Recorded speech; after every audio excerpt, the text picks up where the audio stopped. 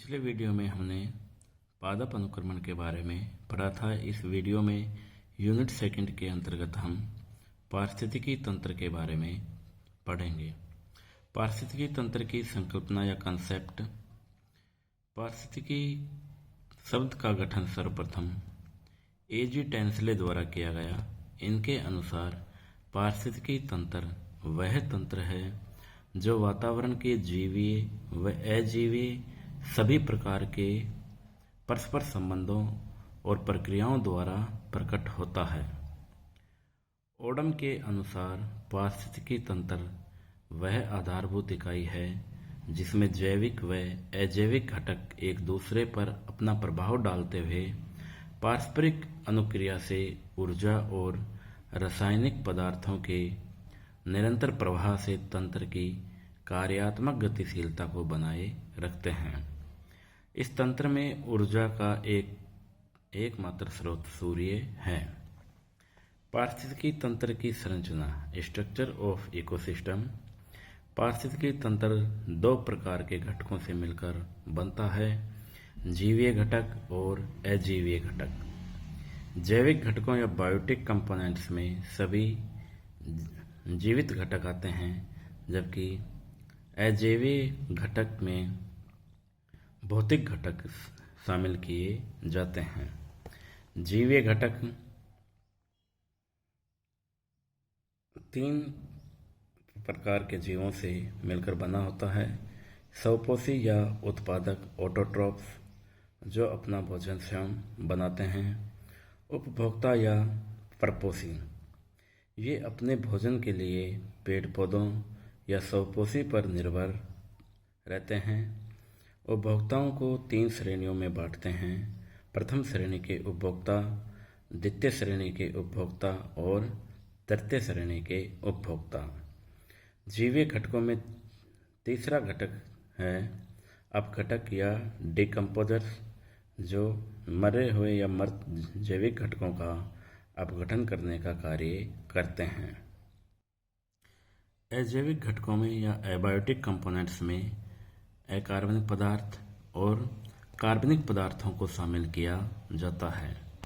अकार्बनिक पदार्थों में वाटर और एलिमेंट्स और गैसेज सम्मिलित की जाते हैं, जबकि कार्बनिक पदार्थों में या ऑर्गेनिक मटेरियल्स में carbohydrate, proteins, fats, humus and urea आदि शामिल किए जाते हैं।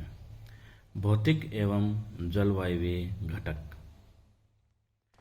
भौतिक घटकों में लाइट, टेम्परेचर, विंड यानी हवा, रेनफॉल और ह्यूमिडिटी आदि को सम्मिलित किया जाता है। पारिस्थितिकी तंत्र की संरचना में सर्वप्रथम हम जैविक घटकों या बायोटिक कंपोनेंट्स के बारे में पढ़ेंगे। जैविक घटकों में सबसे पहले स्वपोषी अथवा उत्पादक।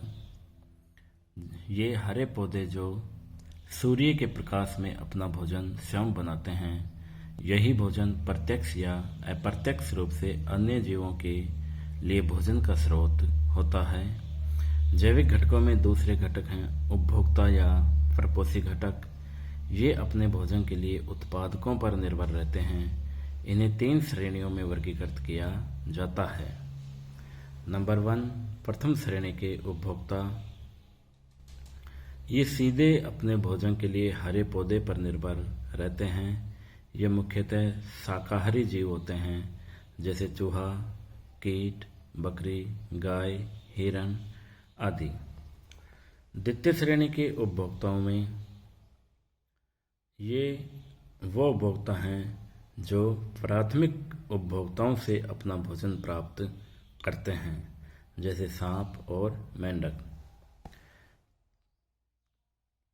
तीसरी श्रेणी के उपभोक्ता, इनको शीर्ष मांसाहारी भी कहते हैं। ये द्वितीय श्रेणी के मांसभक्षी को अपना भोजन बनाते हैं। ये सर्वाहारी और शाकाहारी का भी भक्षण कर लेते हैं। ये वे जीव हैं जो अन्य जीवों का भक्षण कर लेते हैं, लेकिन इन्हें कोई नहीं खा सकता, जैसे चीता, शेर, बाज, गिद्ध आदि। जैविक घटकों में तीसरे घटक हैं अपघटक या डिकम्पोजर्स। ये फंजाई और बैक्टीरिया हैं। ये मृत जीवों का अपघटन करके उनके अवशेषों को मिट्टी में मिला देते हैं। ये पारिस्थितिकी तंत्र में खनिज लवण व अन्य कच्ची सामग्री के पुनर्चक्रण में महत्वपूर्ण कार्य करते हैं।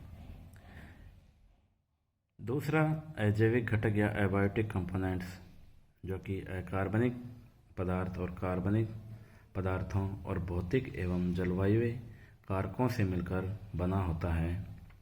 अकार्बनिक पदार्थों के अंतर्गत nitrogen, carbon, calcium, sulphur, phosphorus इत्यादि शामिल किए जाते हैं, जबकि कार्बनिक पदार्थों में प्रोटीन्स, कार्बोहाइड्रेट, फैट्स एवं लिपिड शामिल किए जाते हैं।